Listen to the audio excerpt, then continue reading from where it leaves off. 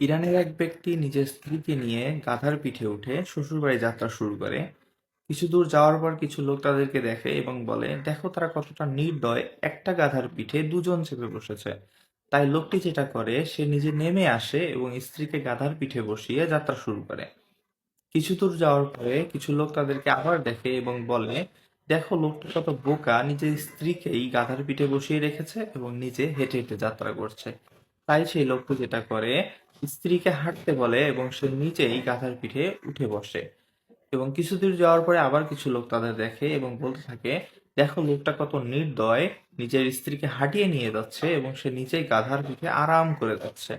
তারপরে সে লোকটি যেটা করে, সে নিজে নেমে আসে এবং স্ত্রী এবং সে একসাথে হেঁটে হেঁটে যাত্রা করে।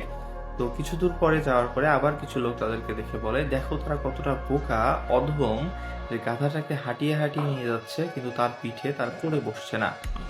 তো মোট কথা এটাই, আপনি যাই করেন না কেন পিছনে লোক কিছু বলবেই। তাই সেটাই করুন যেটা আপনি করতে চান।